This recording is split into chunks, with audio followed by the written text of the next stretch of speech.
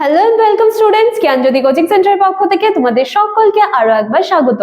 আজকে আমি তোমাদের পেপার 6 থেকে একটা টপিক নিয়ে আলোচনা করব, social change in education unit 1 এ যেটা ছিল, এবং সেখান থেকে সোশ্যাল চেঞ্জের যে ডেফিনিশনটা আছে সেটা নিয়ে কিন্তু একটুখানি আমি আলোচনা করব, বা বলতে পারো যে একটুখানি কনসেপ্টটা আমি আজকে ক্লিয়ার করব।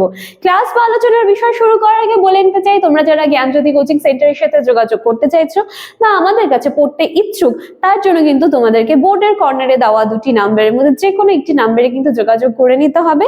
নাম্বার দুটি হলো আমাদের জ্ঞানজ্যোতি কোচিং সেন্টারের অফিসিয়াল হেল্পলাইন নাম্বার, এবং শুধুমাত্র তোমাদের কথা মাথায় রেখে কিন্তু ভীষণ স্বল্প মূল্যের বিনিময় এই যে পুরো কোর্সটা রয়েছে সেটা কিন্তু প্রোভাইড করা হয়। এখানে নোটস পত্রের ব্যবস্থা রয়েছে এবং এর সাথে সাথে পেইড ব্যাচের ক্লাসেসেরও কিন্তু ব্যবস্থা রয়েছে।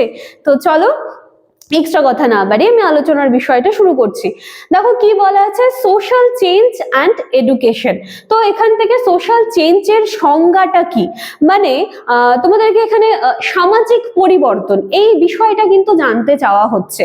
দেখো সমাজ কিন্তু পরিবর্তন হচ্ছে, এবং এর একদম মানে জলজান্ত যদি উদাহরণ আমি একটা দিতে চাই, তাহলে এটা এরকম বললে হয়তো ভুল হবে না যে দেখো আমাদের সমাজ আদিম যখন মানুষরা ছিল তখন থেকে নিয়ে এখন যে সমাজ কতটা চেঞ্জ, তাই না? আগেকার দিনে আমরা আগুনের ব্যবহার জানতাম না, আগেকার দিনে আমরা বাড়ি ঘরের ব্যবহার জানতাম না, আমরা খোলা আকাশের নিচে থাকতাম, বা মাংস পুড়িয়ে যে খেতে হয়, জামা কাপড় চাকার ব্যবহার, এই জিনিসগুলো কিন্তু সবটাই আমাদের কাছে অজানা ছিল। কিন্তু যেভাবে আস্তে আস্তে কালের পরিবর্তন ঘটছে, সমাজ পরিবর্তন হচ্ছে, তার উপর নির্ভর করে কিন্তু আজকে আমরা কতটা উন্নত, তাই তো?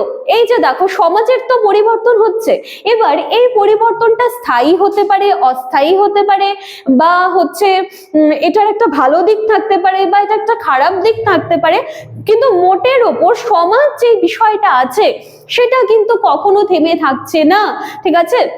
এবং এটা কিন্তু গতিশীল, এবং যখন যখন এই নিজের মানে পরিবর্তন ঘটিয়েছে, এর সাথে সাথে কিন্তু সমাজে থাকা মানুষকেও নিজের যেই মানে ডেইলি লাইফ বলো বা প্রত্যেক দিনের যেই মানে জীবনের যে বা লাইফস্টাইল বলতে পারি, সেটাকেও কিন্তু এর সাথে সাথে তাল মিলিয়ে কিন্তু পরিবর্তন করতে হয়েছে। আচ্ছা, এই যে সামাজিক পরিবর্তনের সংজ্ঞা, যেটা আমি জাস্ট একটুখানি আলোচনা করলাম, যে সামাজিক পরিবর্তন কিন্তু হচ্ছে, ঠিক আছে? সেটা হতে পারে স্থায়ী, অস্থায়ী হতে পারে, বা তার হচ্ছে পজিটিভ দিক থাকতে পারে, তার নেগেটিভ দিক থাকতে পারে। তো পরিবর্তন কিন্তু হচ্ছে, ঠিক আছে? এইবারে আমরা সামাজিক পরিবর্তনের সংজ্ঞা এইগুলো একটু আমরা দেখব, এবং সেটা কিন্তু আমি আজকাল লিখলাম না, আমি আলোচনা করে দিচ্ছি। দেখো বিভিন্ন সমাজতত্ত্ববিদ সামাজিক পরিবর্তনের মানে সমাজ যে পরিবর্তন হচ্ছে সেটাকে বিভিন্ন ভাবে কিন্তু সংজ্ঞায়িত করেছেন।